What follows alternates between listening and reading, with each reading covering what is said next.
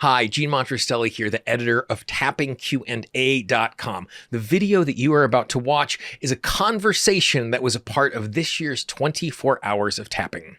The 24 Hours of Tapping is a fundraiser for the amazing work that is done by the Peaceful Heart Network. The Peaceful Heart Network has brought tapping to migrants, refugees, prisoners, and the underprivileged in over 30 countries all over the world. As you watch this video, if you learned something, if you were touched by it, if you were inspired by it, the easiest way to say thank you is to support the work of the Peaceful Heart Network. To do that, all you need to do is go to 24hoursoftapping.com/support. And as you look in the description and the first comment down below, you will see a direct link to that. I hope you enjoy this conversation. Next up is Baertz. Hans has trained as a practitioner in numerous healing modalities that include NLP, hypnosis, acupuncture, Bach Flower Remedies, and kinesiology. In 2005, he learned EFT and became an EFT trainer by the German Association of Tapping Acupressure. And then in 2027, he gained a certification in trauma tapping techniques, our friends TTT from the Peaceful Heart Network. Most recently, Hans has received several honorary awards for his voluntary work on trauma stabilization in Ukraine and holds several honorary awards for his voluntary commitment to trauma stabilization in Ukraine. Please welcome to the virtual stage, Hans Baertz. Hello, sir. Hello, nice to meet you. Thanks for inviting me. How are you doing? Well, I'm fine. So what are you? Sitting there for 24 hours? Yeah, we're getting there. We're in the home stretch. We're going to make this happen one way or another. I think just as a starting off point, you are in Germany. How did you get involved in providing this sort of relief in Ukraine? It was in 2015 when I had a participant, and she was from Bosnia, and she got aware that I got experienced with traumatizations, war traumatizations as well, and then she had the idea that I could help in Bosnia to cure people from trauma, and then she had the idea to bring me to this foundation, and we went to an event there, and she introduced me to the director of this foundation. And so I was talking to her and telling her about what I'm doing and about my experience about trauma, and she was really amazed about that. Then she asked me, okay, would I be willing to go to Bosnia and help people there and teach people to help others and so on. I said, well, of course I'm doing this. And and then we had our first meetings for the organization of this, and then we had the problem that the German Ministry of Foreign Affairs didn't pay for this project, firstly. And so I need to find a way how to do it other way. But then they don't pay any Bosnian projects anymore. And that was the result. And then the next meeting, we had one woman from Kharkiv, Olga Pischel. She's from Kharkiv, originally also from Ukraine. And she was asking there, because of the situation in Ukraine since 2014, and since the Donbas region was overwhelmed by these soldiers from Russia. Lots of people, thousands, hundred thousands of people were leaving the eastern parts of the Ukraine and streaming to the western parts of Poland and to other countries.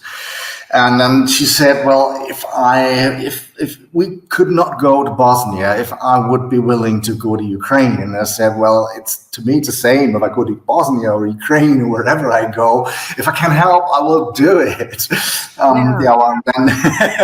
That was the thing. And so we started this project to go to the Ukraine to have there some seminars about trauma stabilization.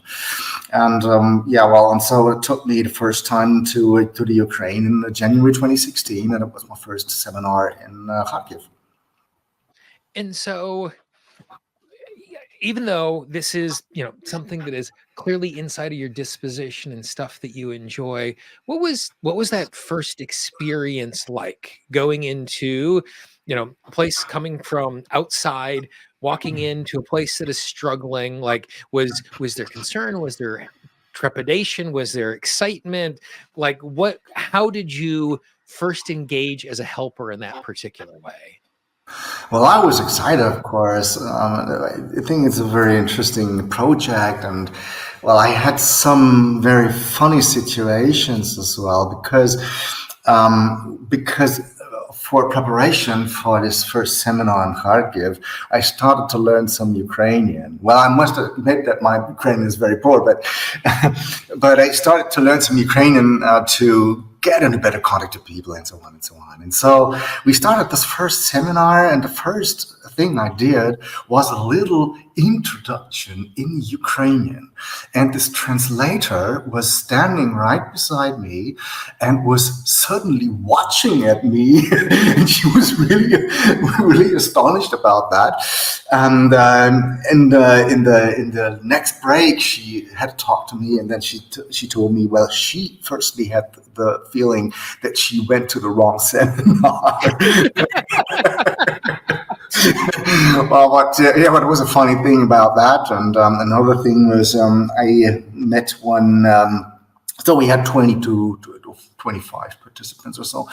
And we had one psychiatric physician there as well.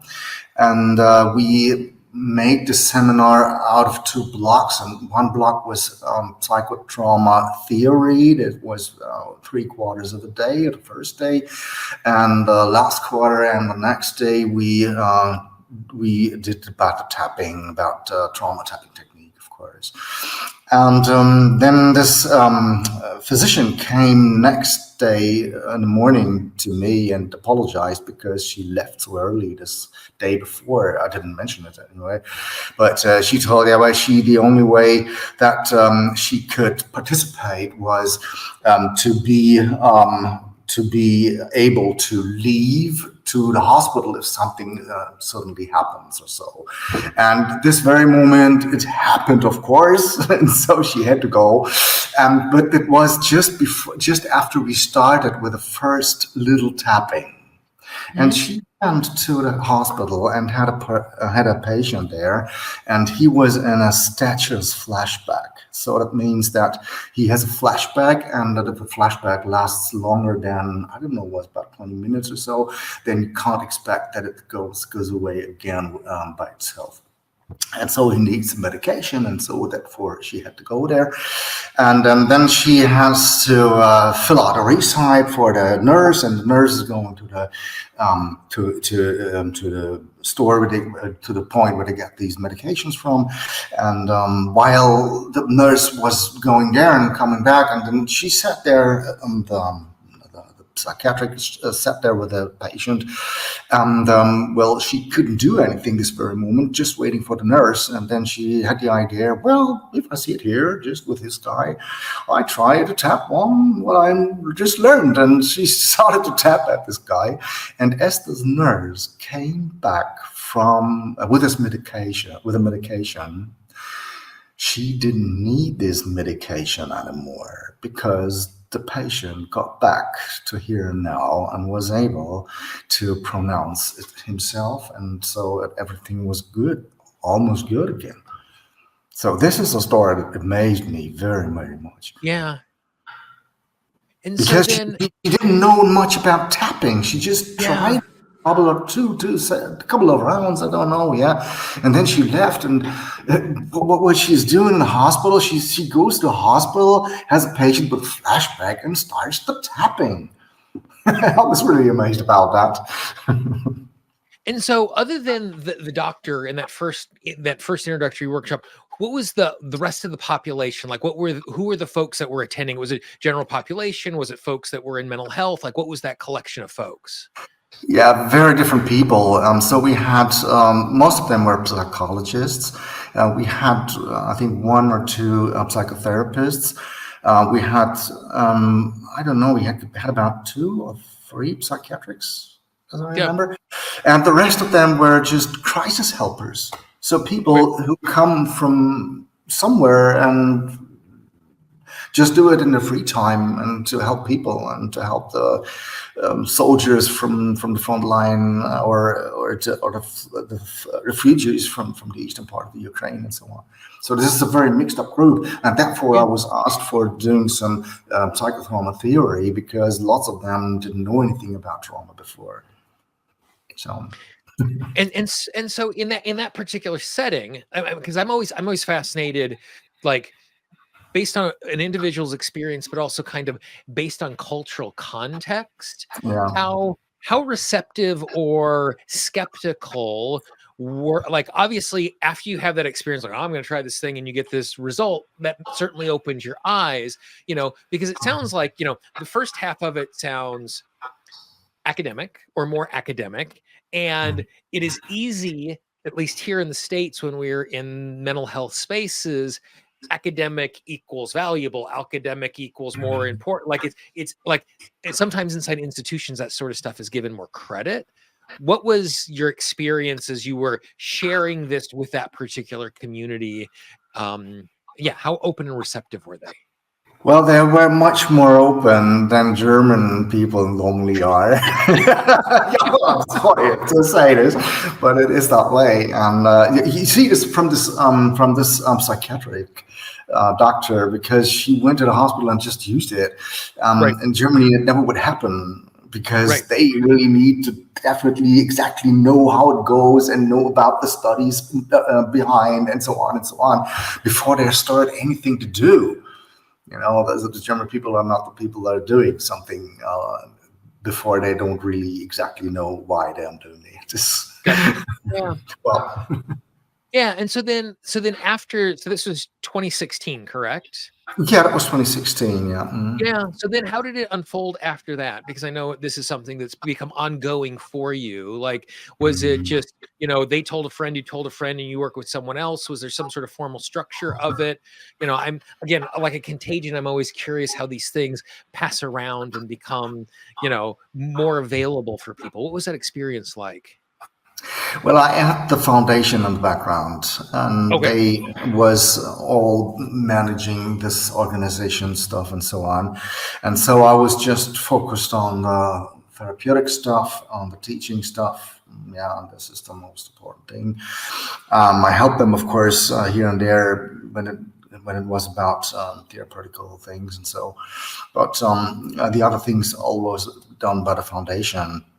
And I started this in January 2016 in Kharkiv, and after that, the first thing I already told is that we didn't get the support from the Foreign Office of the German Ministry of Foreign Affairs, but then after this first seminar block we had in Kharkiv, they applied again, and then they got this support, and so we could do several more seminars about until 2017 or 18, I don't know.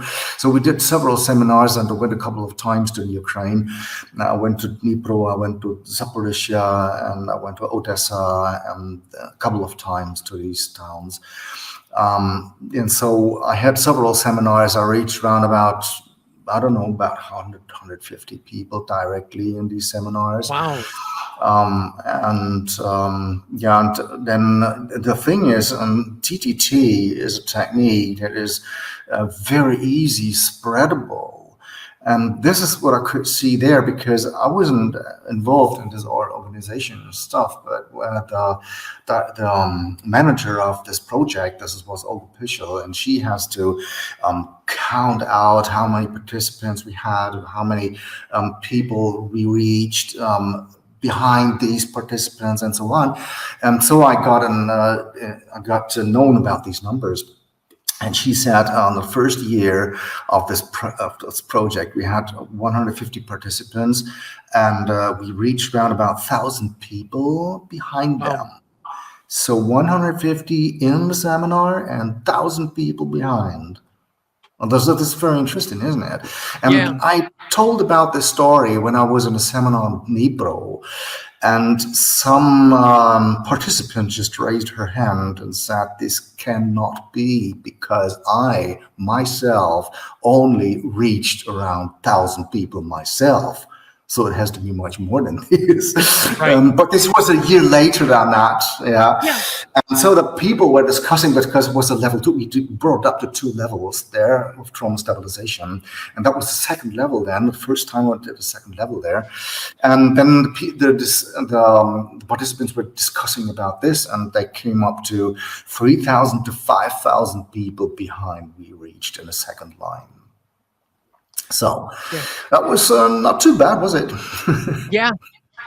So as you have been doing this and continuing to reach out, and I know you now do it virtually, what have you learned about trauma relief, trauma stabilization, getting the opportunity to do this particular work? You know, one of the things that I love about teaching opportunities and working with students is I get the opportunity to reshape my preconceived notions, recognize the places where I'm not being clear. Like, I can remember teaching a class one time, I'm like, and these are the 6 steps, and someone raises their hand, and I'm like, we now know what step 5.5 is, because I have clearly missed that, and Maria is exactly right. We need to be doing this. So what if anything, have you learned from the process of engaging in this particular way? Yeah, well, I learned much. Well, yeah, one thing, very important thing to me was people were asking me for additional exercises, because within this level 1 and level 2 seminar, the level 1 was more based on TTT, level 2 was more based on EFT. And they start to ask me, we had some additional exercises in these seminars. They don't have anything to do with tapping. And so they asked me for more additional exercises.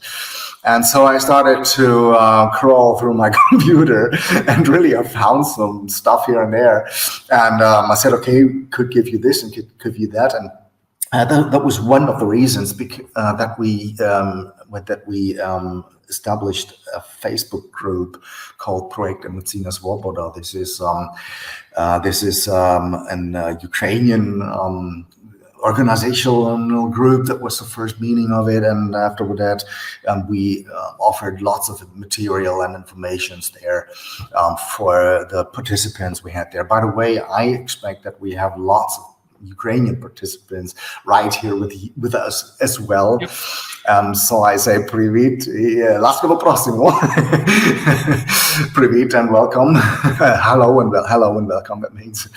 And that was a very interesting thing, that I found some stuff, and after that I started to search more of these exercises. And so right now I found more than 70 something different exercises that could help to calm down, to stabilize more after tapping, but maybe, or to just get in a better state and so on. It's very interesting how many exercises there are on the world market to help people. It's very interesting. Now, this is what I really learned. Yeah. And so as you have been doing this, how then has it impacted the work you're doing in Germany? Yes, well, because people got known about this, and I published this, of course, on my website and on my Facebook group and so on. And so people heard about and knew about what I'm doing there in the Ukraine. And I have this Thursdays group, what I call it. And this is the group I started on February 24th, 2022. And this was the first day when Russia came to the Ukraine and the Great Invasion. And we started this very same day, because we were even talking about something, what we could do next step for next seminars in the Ukraine. And then this Great Invasion started. And so we started this group as well. And so we did it every Thursday since there, without any exemption. And so we had 125 meetings yet, and we stream it always on Facebook, some on YouTube as well. And so we have recordings of 125 group meetings, and so this is a real huge volume of help we could offer. And lots of people, German people and people from English-speaking countries or English speakers from other countries do visit this group from time to time. And they are also looking for material for additional exercises we offer there.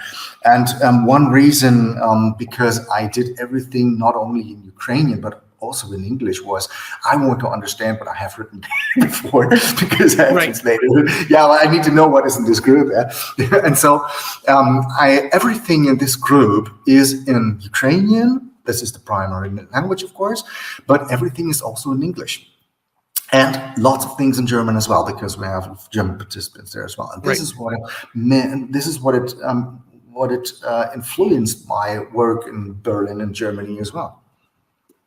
And so in this process, what has surprised you the most? The prize? What do you mean? Surprise. What's the thing that caught you off guard that's made you go, huh, I never would have imagined? Yeah, what's the thing that, it's just been...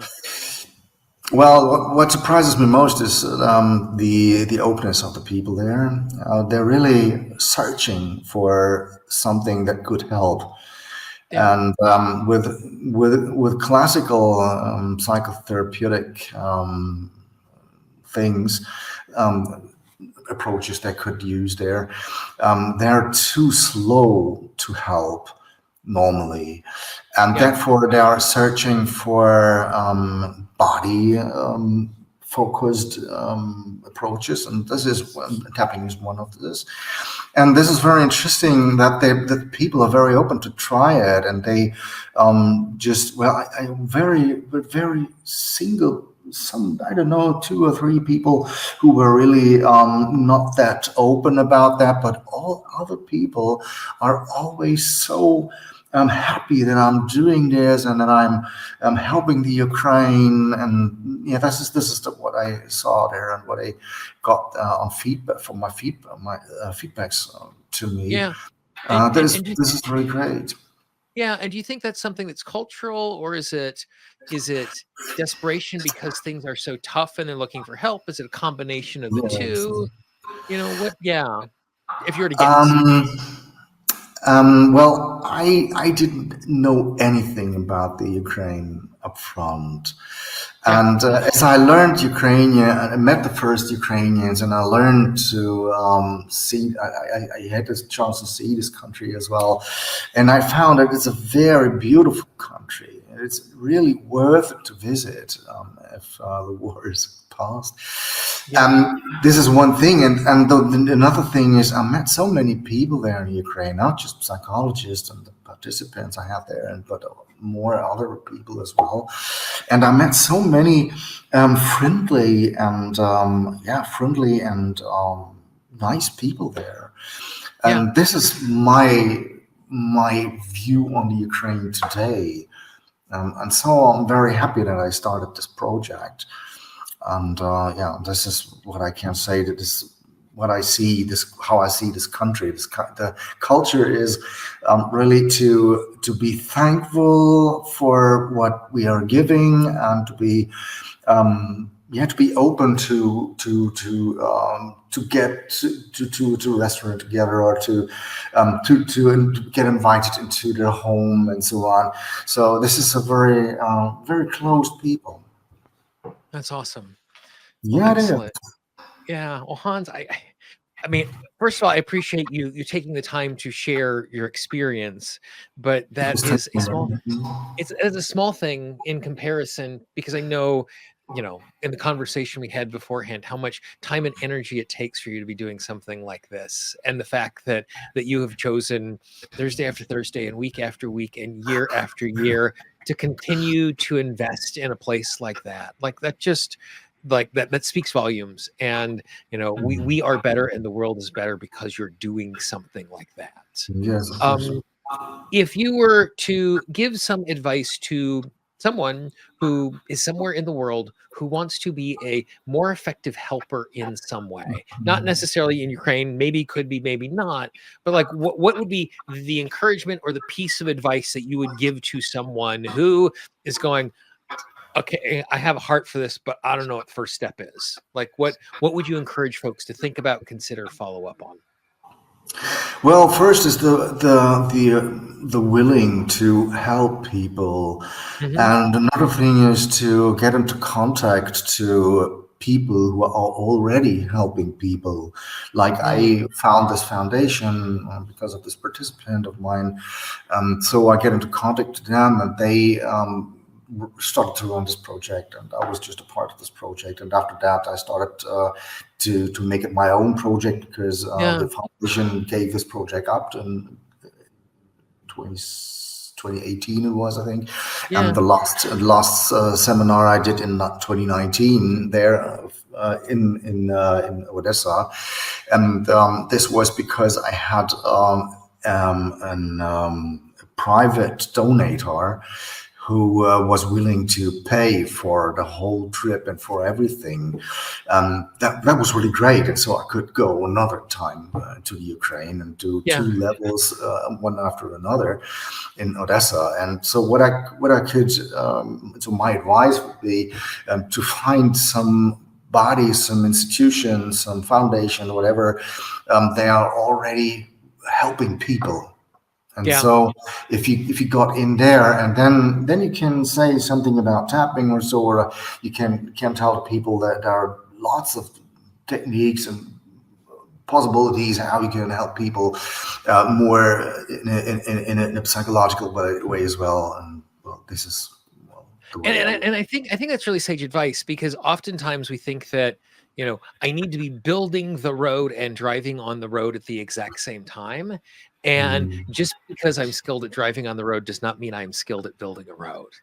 And mm. connecting with folks who've already spent time creating infrastructure for us to be able to make intros like that is, I think it's a really amazing piece of information that is oftentimes underestimated. Yes, yes, So yes. Well, one thing was I had one participant, and he came to Odessa. He was a participant in Odessa, and this was Volodymyr Voloshin. And this Volodymyr is a director of the Institute of Health Psychology. It's called, based in Kiev.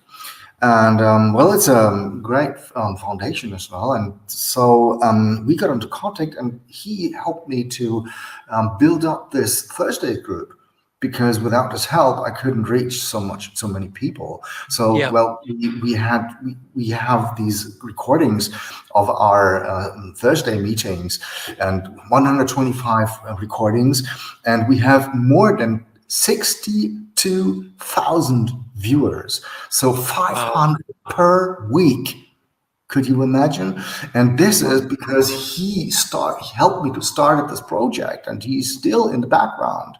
And so, and not only that, and because he had the idea, we could base on this project, we could base to do the next seminars online, of course. But and yep, this is we had 3 seminars already, and this is very good thing to get into to get on further in this project, um, but online this time. But well, okay, it's a good way to do it this way. that's awesome. Well, excellent. Well, Hans, thank you very much for, again, the work that you're doing, but thanks for your time and sharing your experience with us, For being an inviting me. inspiration. And yeah, hopefully we'll get an opportunity to continue to support you more as you're doing this absolutely amazing work. And I want to thank you for doing this project here, 24 hours of tapping. It's really great. Yeah. Awesome. Very cool. Thank you, sir. If you found this interview inspiring, I would encourage you to support the Peaceful Heart Network by going to 24hoursoftapping.com/support or clicking the link in the description. And you will see on the screen right now a playlist to all of the interviews from this year's and last year's 24 hours of tapping. I hope you enjoyed those as well.